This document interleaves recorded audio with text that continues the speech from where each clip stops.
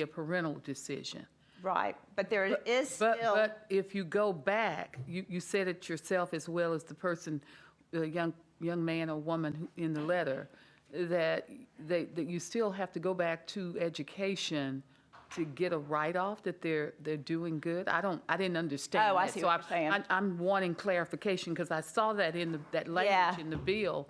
Yeah, you don't have to, so a parent, you can just start working. You know, a parent can give you permission. It's just a parental decision. But in that process, while you're working, if the school notices that your attendance has fallen off or that your grades have dropped, the headmaster of the school or the principal of the school can say, hey, they can revoke they can notify your employer and your ability to work has been revoked. Well, how do they revoke something that they have not any role in the process to begin with? Well, that's the way it's I'm trying. That's what I'm trying to understand. Yeah. That because this bill would, it would take them out of the process, correct? It takes the initial ability to start working. You don't have to be signed off on, but they could still notify the employer down the road because the employer still has to have a work form. But the school system has no knowledge of who this employer is. You see what I'm trying to say? If at the beginning of the process, that student has, no, if this bill passes, education would have no role. They don't have to sign off on anything, so they have no role. So they don't know where that student is working. So how will they revoke? And then my second question is, in your bill, I didn't see it, and it may be there, and I just didn't see it because we're doing some previous stuff. But how do you safeguard the exploitation of that student? And some parents will do that to supplement their household incomes, and I'm talking from those that are poor. You know, they'll let their kid work and not value education. So how do we safeguard those two things? Well, I mean, this is still, it's going to be up to the parent to make that decision. And just like it's up to the parent to decide if the kid's going to pay travel ball and play ball all weekend and not study. I mean, there's very limited amount of time that they can spend working, and only for certain very limited areas can they work. So they're not going to be in any of these hazardous conditions where they could be exploited. But I mean, this is up to the parent to monitor their kids. Explain specifically the role of the Department of Education, because you've taken them out at the beginning. So there is no form that they have to get signed off by the counselors. The Department of Education, the government's out as far as that goes. So how can they, if there's no role in the beginning, how can they then go back and revoke? They don't know where the student works. They have no paperwork that says Susan DuBose works at McDonald's or anything. So how do they revoke if they see that individual student's attendance is down? Well, I'm trying to understand. Yeah, I mean, can they talk to the student? Can they say, hey, you've missed 10 days? Do you expect the student to tell them? Well, it's not the parent. Ask questions. Now they go back to the student, not the parent. They can ask parents, they can ask students. What do truancy officers do, or people that are enforcing absenteeism? I mean, I don't see that there's any difference in that and a kid that's missing for any other reason. Can I ask, I'm not against your bill, but can I ask that if this bill passes out of committee that we get clarification to have that in the bill? Because you're taking away one responsibility from the Department of Ed, and yet you're giving them another. And I don't understand how the two. Yeah, I mean, and we could have removed that. I thought that it sounded that it still allowed that opportunity to pursue why they may be missing school, and if it happens to be due to work. I thought it was a safeguard to keep it in there. So, but yeah, I'll ask more questions about how that would be handled. I'm happy to do that, absolutely. Well, it's just not, it doesn't compute with me. Yeah. I just wonder how that process would flow. If you're going to take them out, yeah, and let parents be responsible. Yeah, and hold them responsible. I can remove that section if it Well, I think you need to put more teeth in it so that if those kids are not getting educated, they're putting that job ahead of getting properly educated. Somebody needs to be held responsible. So you can't go back and make the Department of Ed that responsible for that kid working when you've taken them out of the process in the beginning. Representative Dubose, is there is the school notified in any way that the student's working? If you remove the permission from the school? Not that I'm aware of. Okay. Would that They satisfy do your have to, concern that yeah, if they there's have- a notification? Yeah, they have to fill, there is a form that employers still fill out, record keeping form. Let me look at this just a second. They have to display a child labor certificate. Alabama law still requires businesses to keep a proof of age, certificate, driver's license, or file under 19, along with employee information form, which includes where the teenager attends school. So the employer knows where the teenager attends school. But the school Still doesn't has know. record-keeping requirements for businesses with employees under 19, okay, yeah. But the school doesn't know that the student's Not to my working. knowledge. Yeah, and that's where I think, if you're going to take it away from the Department of Ed and give it to the parents, and then when that kid, because chronic absenteeism, I don't know about you all, but in my system, it's very high. Yeah. And but you take it away over here, but you give it back to them, and then they're the ones who are going to have to determine if this child needs not to work. So you're saying parent make the decision over here, and if for whatever reason that they're not performing or missing school, you say, okay, the Department of Education, you be the bad guy, you pull them out. But if you, Yeah, that's depend- a good so point. that's what I'm Agreed. wanting. If this bill passes out, I mean, Yeah, I'll work on an amendment. Yeah, with let's you, talk but- about it. Maybe yeah, we want to because take that, that's not maybe we want clear to me. take that clause out altogether. But we can talk about that. Yeah, because in the old process, the Department of Ed had a distinct, definable responsibility. In this piece of legislation, they don't. Got it. Yeah. Thank you. Dr. Boyd, did you have a question? I was going to yield to a legal mind on some of this, so I was looking Okay. on that. Representative Wadsworth. I just want to ask the question, is there a number of employee requirements that has to be done in order for a student to work? A number of employee Yeah, requirements. to be under this bill. Like, do you have to have 5 or more employees in order to do this, or Not that I'm aware of. just Yeah. for a single individual? If a single individual wants to work, say mowing the grass for somebody, what do they have to go through to, if you got a 14-year-old that wants to go mow grass, what Well, this is when you're working for an actual employee, not when you're just working for yourself. Like if you just want to go babysit or cut grass, that's obviously not included in here. That's not included in any protections in this law. This is when you're working for an actual employer. Okay. Yeah. Now, Dr. Boyd? my concern, I'm not against the bill. I understand what you're trying to do. But also after listening to Representative Drummond and look at, I see some subjectivity, and of course that's in anything. But what defense do you have? Like I'm saying, going back, very much what she stated. Who's really held responsible, and how can you really tell, like you said, if they're working for themselves or if they're obligated by what this bill? And I guess an amendment will probably take care of some of that. And I think she indicated that she was willing to do that. So I'm fine. Any other questions, comments, Representative Shedd? Thank you, Madam Chair. I like your bill. you. I know when it's been a while ago, obviously, but I started working when I was 12 years old, bagging groceries, and had great teachers in school, but I learned a lot at the store working, so I like your bill, and at the appropriate time, I'd move for a favorable report. Well, I like your bill too. I worked in high school. I actually went to high school in the morning and took dual enrollment classes at the Gadsden State Junior College in the afternoon, and I worked at night.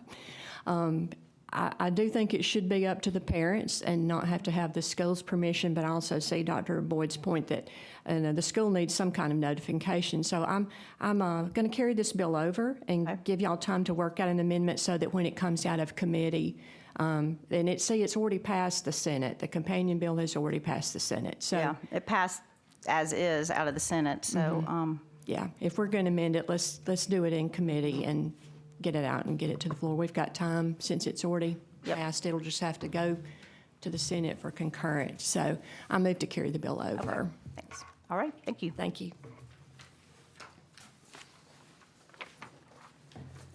Our next bill on the agenda is HB 98, and it is a public hearing. First of all, I want to explain, there's rules to committees so that proper notice can be given, and in all fairness, there was a request for a public hearing that came in after the agenda had been posted. I decided to suspend that rule and to allow the public hearing to take place today. And normally, when we have a public hearing, we do not vote on a bill that same day. But since we made a concession to have, the public hearing, I don't want to hold up the bill any further, so I will allow a vote to be taken today. We have 2 requested speakers. Each one will have a time of 3 minutes. The clerk will tell you when your time is up. So I will first call Vanessa Tate-Finney.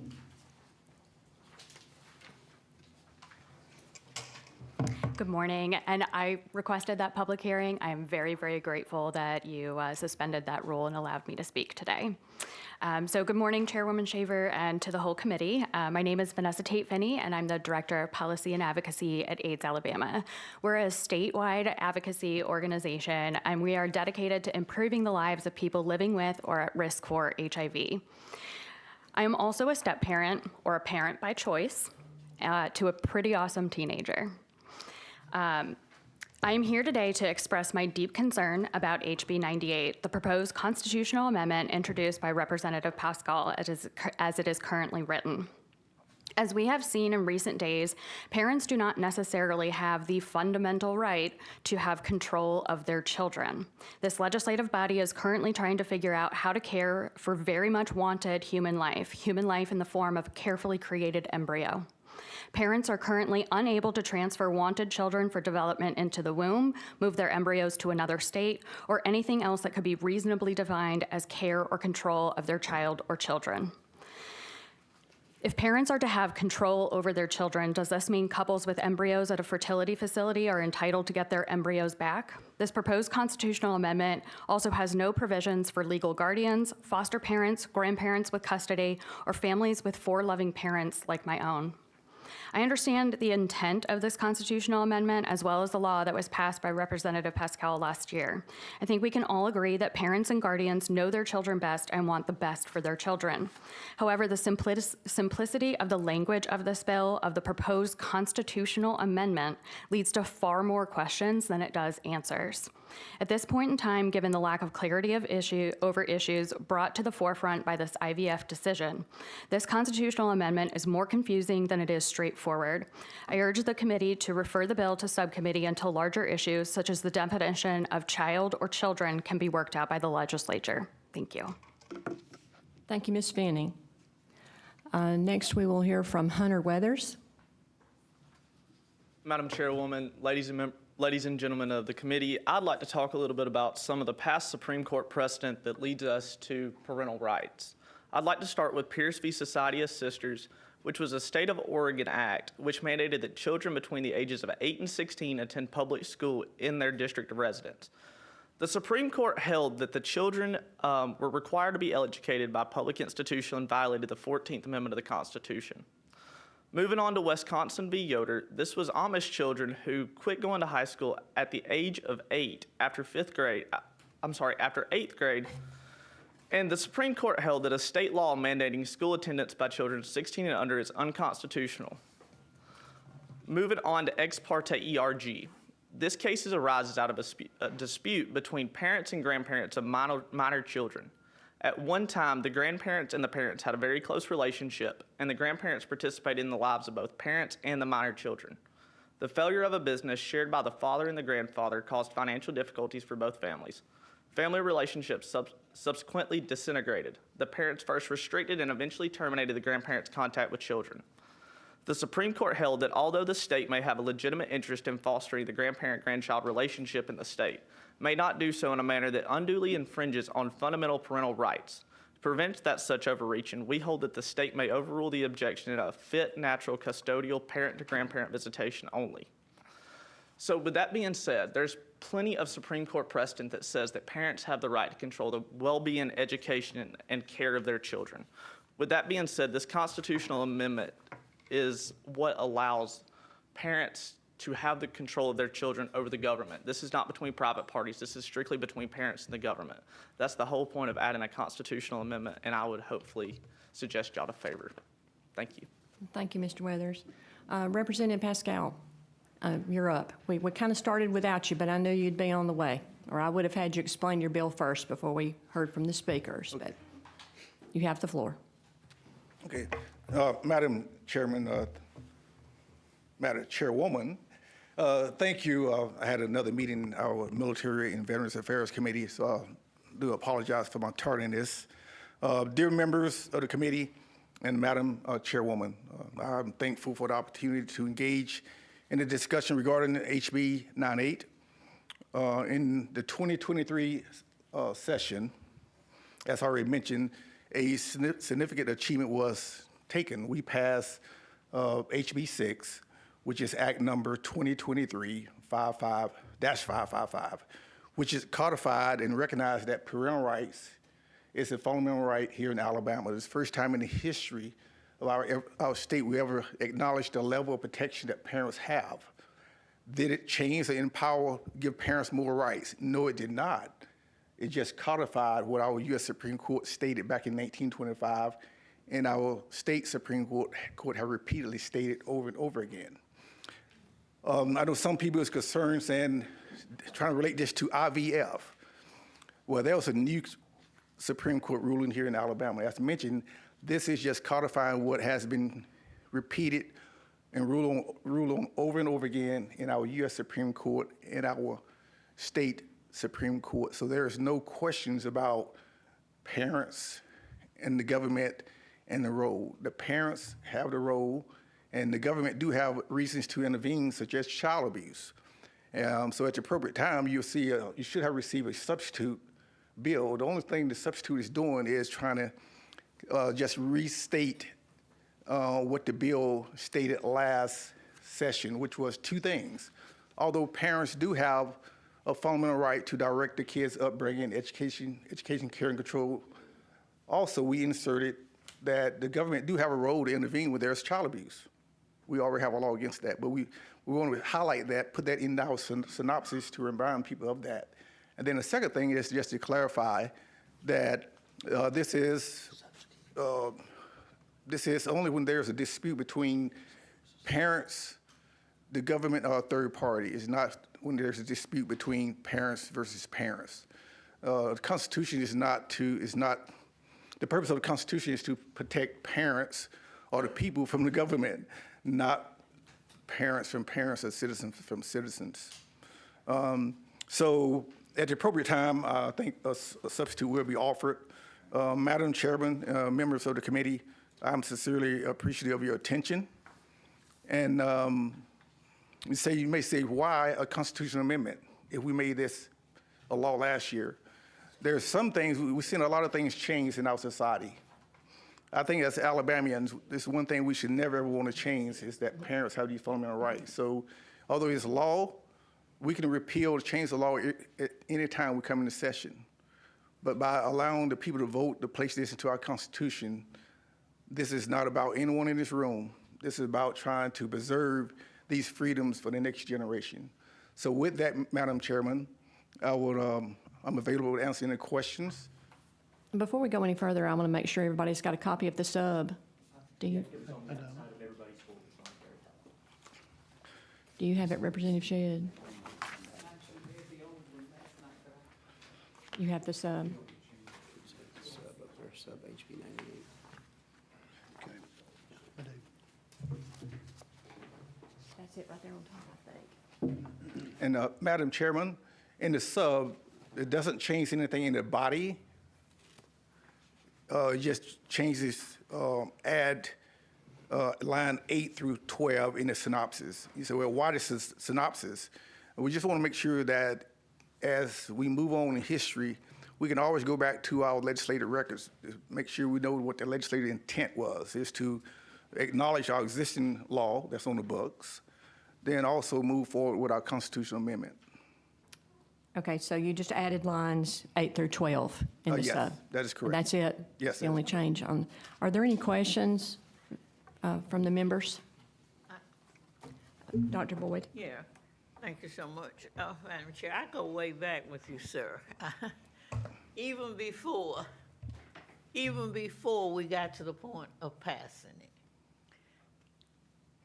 I have sort of emotional about it. I can understand being in your position, and I know you are the sponsor of the bill, and it so happens that nobody else on here probably is going back as far with you. Even I sponsored it if I make one step. Am I correct? Well, if you could, I know the pathway you're going. That bill is in my office on my desk. This has nothing to do with child custody. Well, I don't have a copy of the sub either, and that's how come I can't talk intelligently about it. I was trying to find it right there. I have a couple more copies if you need it, Madam Chairman. Is this it? Is this it? Okay. It just added 8 through 12, added that paragraph there. Yeah, okay.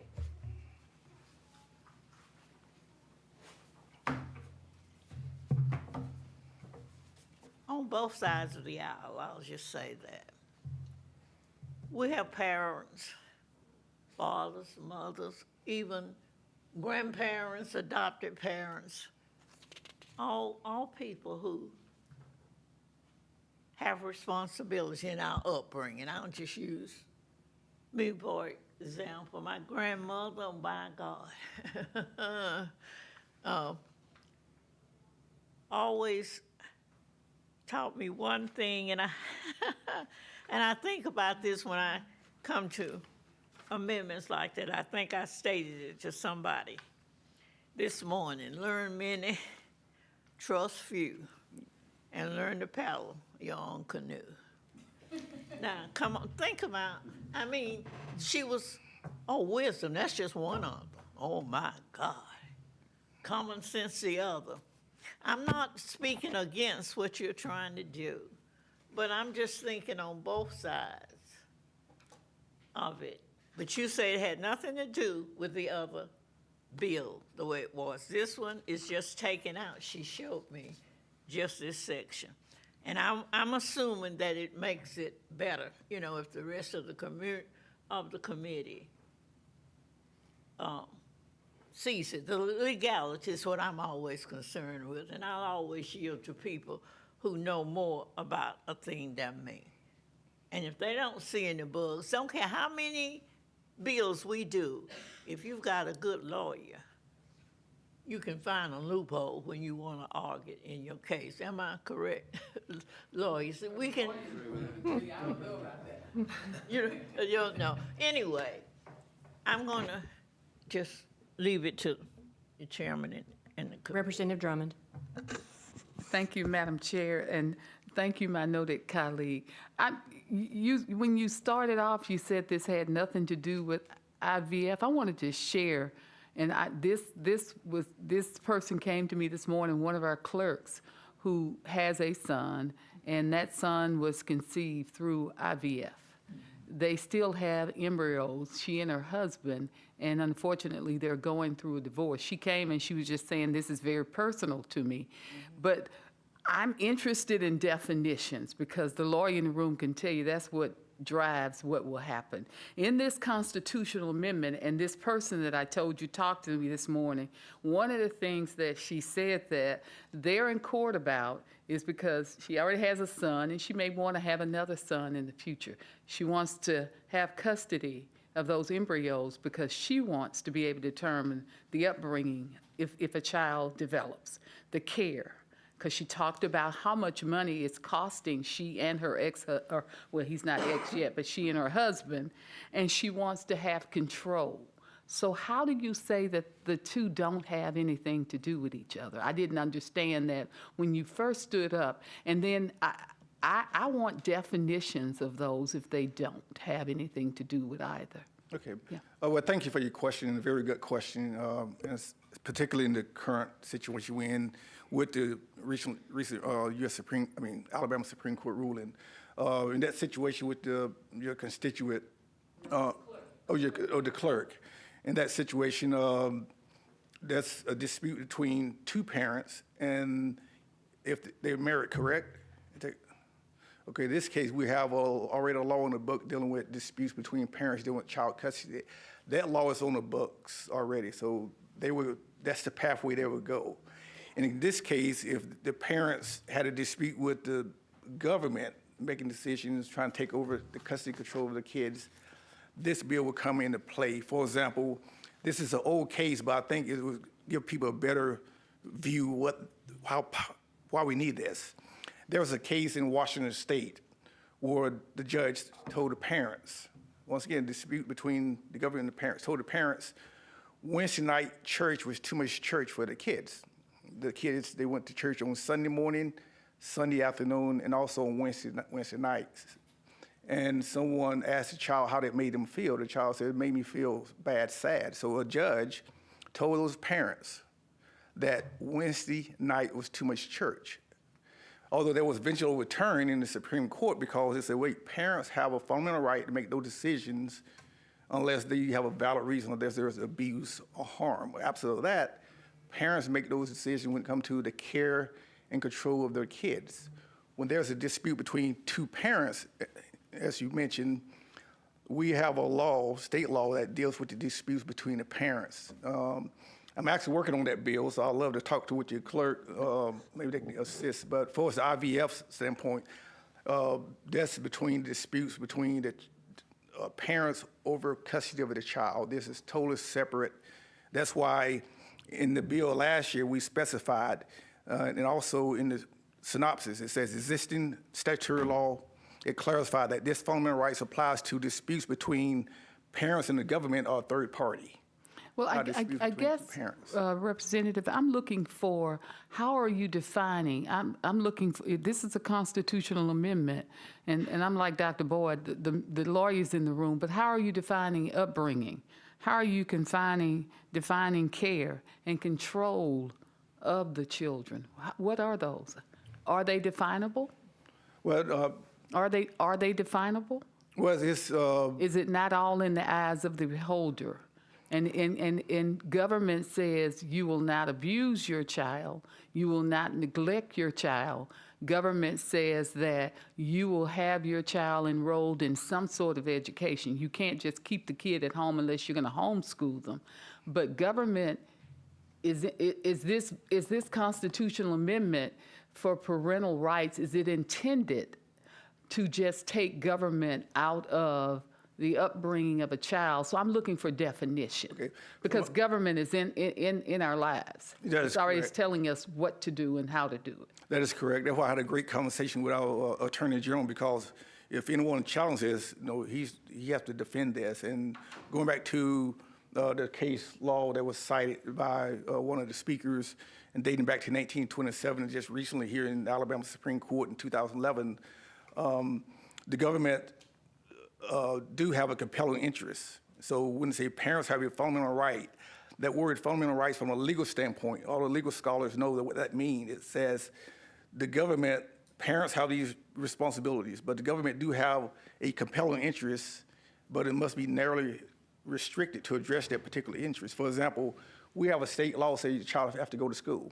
This do not change this. From a legal standpoint, for its definition is, the fundamental right is the government can intervene only if they have a compelling interest, which is clearly outlined in our case law. So from a legal standpoint, anyone, from a legal term, fundamental rights, that just saying strict scrutiny. That means the government cannot come and sell your house unless they have a reason.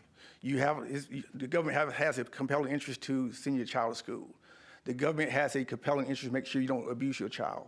So that's why the synopsis put it there to make sure people clearly understand that. This does not change that. The law we passed last year, HB 6, is law. Parents have a fundamental right to direct the kids' upbringing, education, care, and control of their kids. This constitutional amendment is just trying to put it embedded to our Constitution. We could not put this on the ballot in November. It still exists from our state law we passed last year. It still exists because we have over 100 cases between our U.S. Supreme Court and our state Supreme Court. I just thought it's appropriate as a body. Sometimes we have to remember, this is not about us. This is strictly about the next generation. How do we preserve that as policymakers? We had never in our history until last year acknowledged the level of protection that parents have in our state. And so we all have our passions, our pathways as our backgrounds, but I want to be, and I would like for you to join me being a champion when it comes to making Alabama a parental right state by inserting this into our Constitution. The chair recognizes Representative Estes. Thank you, Madam Chairwoman. First of all, I'd like to commend my friend and colleague for bringing this to our attention and bringing this before us today. I feel pretty confident in saying whether we're sitting around this body, I know all my colleagues enough, and I feel confident to say those who are in attendance, I think we can all agree on one thing: we want what's best for our children. I don't think there's anyone here. We may disagree on how to get there, or maybe scratch our heads sometimes because we may not fully see eye to eye on some of those pathways, as you referenced. But at the end of the day, we all want the same thing, and that's to take care of our children. I guess one reason I do support what you're doing, Representative, is I've sat back. I'm not an old man, but I'm not near as young as I used to be at 56 years old, and I have some things in this country that do concern me. And as a conservative member of this body, I have had the hair on the back of my neck stand up a few times when I've seen some cases that parents have had to battle in other states. And I think it's important.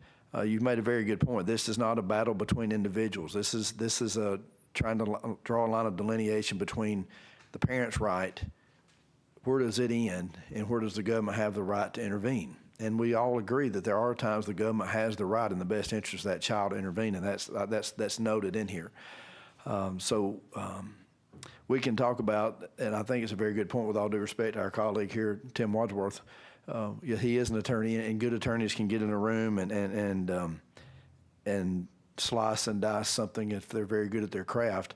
I think that may be a reason it is important to make sure that it is embedded into our Constitution, so at some time later on in the bill you passed last year, if that's brought up and challenged, that could be attacked in certain ways that if it's in the Constitution, it would make that, it's a higher level, it's a higher threshold at that point. So in the interest of protecting our parents' rights as currently limited by state law, I do think it's important to take this next step. And I want Alabama to be known as a state who protects its parents. And through protecting those parents are indirectly protecting our children. So with that, I would like to make at the appropriate time, Madam Chairwoman, a motion for a favorable report.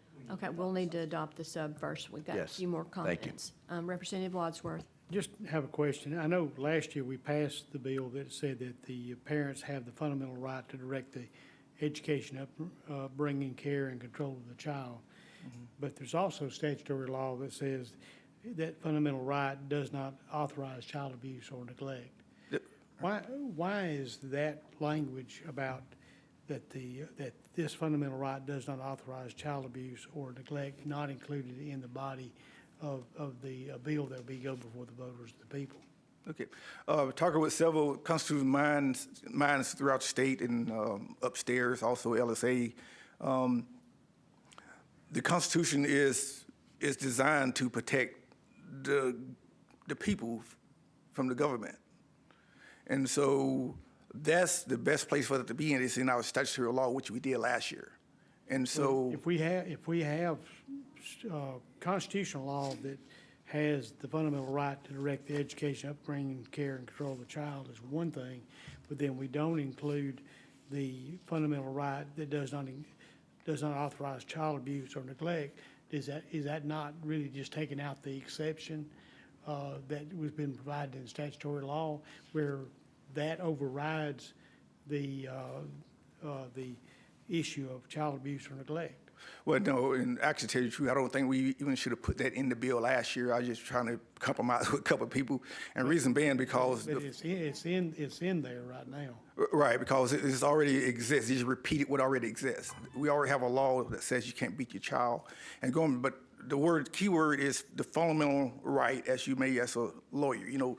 fundamental rights, that's mean it takes it to strict scrutiny. That means the government do have a compelling interest from legal terms. But So, it looks like what we're doing is putting the fundamental right in, but then in the last year, we had the provision about doesn't authorize child abuse or neglect and taking out the exception, and we're asking the voters to vote on the fundamental right, but not the entire provision that was not the entire statutory law that we had. okay. And I've got some concerns about that because it's kind of like having one with an exception, and we're doing a constitutional amendment just with the fundamental right, but we're not addressing the exception that was passed by this body. Okay. Once again, from legal-minded people, if they understand what fundamental rights mean, it actually does exactly what you're doing. But for this purpose, if you feel comfortable, would you like to offer an amendment that state exactly what we're saying in the synopsis? Existing statutory law also clarifies that this fundamental right does not authorize child abuse or neglect. I'm okay with putting that language in there, but I would think from a legal standpoint, you would know that that's part of strict scrutiny. You can't capture everything. It's the fact that government do have a compelling interest, such as sending your child to school. Do we need to put an amendment in the Constitution saying that parents have a fundamental right to make the decision, but you also must send your child to school? Well, we already know that. That's the government. That's implied in the legal terminology. But if it makes you feel comfortable, I'm okay with a friendly amendment stating that this fundamental right does not authorize child abuse or neglect. I'm okay with that. I'm okay with that. Representative Yarborough. Thank you, Madam Chair. Now, I just wanted to say, number one, I appreciate the spirit and the intent behind this bill. I think it's good that you have narrowly defined where the government can step in, abuse and neglect, and that you leave the broad spectrums of education, upbringing, care, and control to the parent, because the intervention of government in our life should be very narrowly specified, I believe, and the broad positive pursuits that construct the meaningful parts of our lives should be left, I think, in the hands of parents and of our citizens. So I'm certainly very appreciative of this. Growing up, as many of you know, I was homeschooled, not by my choice, but I just said, yes, ma'am. Those parental rights were exercised, and I did what I was told. But we had friends in Decatur, Alabama, in the 80s thrown in jail for 4 months for choosing to homeschool their kids. And it was a big legal battle. A bunch of us were on the steps of the local government and having prayer vigils. It was crazy. So, Ronald Reagan said that, freedom is no more than one generation from being lost. And so I certainly am appreciative of wanting to put as many field markers, as it were, markers in place for the next generation to know the path that they should walk. So I appreciate your spirit and the intent behind this, and I'm grateful that you brought it. All right, thank you.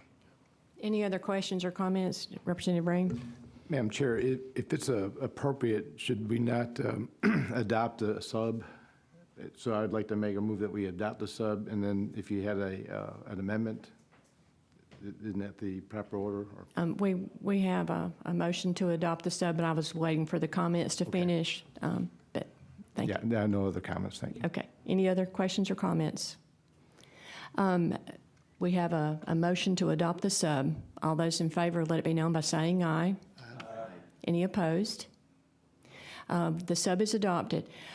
Since there's an agreeable work on an amendment, I'm going to carry the bill over to give y'all time to do that and come back and have the bill get a vote as amended if that's what y'all agree to, and just be consistent with how we've treated other bills. If we know there's an amendment coming, we need to try to fix it as best as we can in committee. Not to mean that there won't be any on the floor, but just trying to do our committee work. Okay, and Madam Chairman, just want to clarify that way we work.